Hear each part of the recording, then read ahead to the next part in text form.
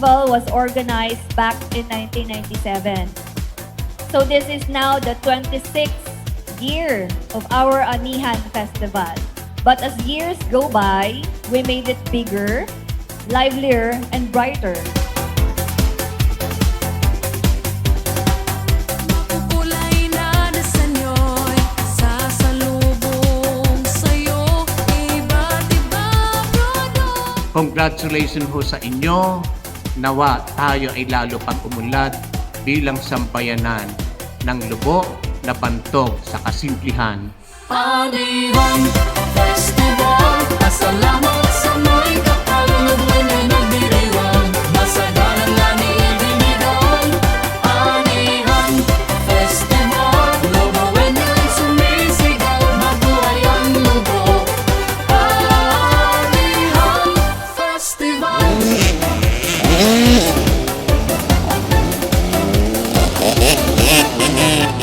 Welcome sa Anihan Festival Queen 2023.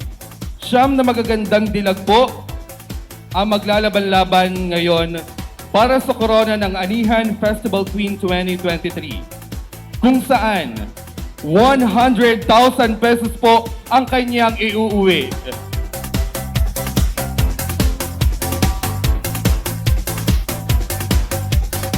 We opened the competition to other towns in Batangas to feature the beauty of every Batangueña, while still, of course, showcasing the diversity, livelihood, and bountiful harvest of Lubog. Anihan Festival, lumawen ay sumisigaw, mabuhay ang lubog.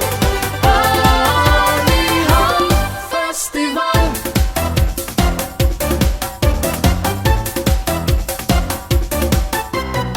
Nakapaloob sa ating tema na agro-ecoturismo pa din po. So, ecoturismo and agriculture na dapat hand in hand na isusulong dahil ang ating bayan ay talagang malaki ang potential para maging isa sa fruit basket ng ating laliwigan ng province ng Batangas. At talagang isa po siya sa aking 10-point agenda, yung food security. Tamis mo sa bawat barangay, idagdag pa harito ang iba't ibang isda. Anihan Festival, pasalamat sa may kapal na buwan ay nagdiriwang, masagalang lani ibinigay. Anihan Festival, lumawen ay sumisigaw, mabuhay ang lubog. Anihan Festival.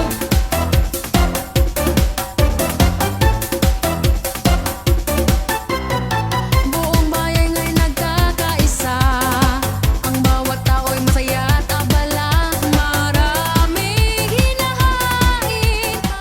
Ako po, ang inyong punong bayan, tapat at taas noo ko pong pinagmamalaki sa inyong lahat ang aking mga naisagawa at gagawin pa. Maraming salamat po at mabuhay po ang bawat isa sa atin. Mabuhay po ang bayan ng Lubog. Anihan Festival, pasalamat sa may kapal na buwan ay nagdiriwang, masagalang lani ibinigay.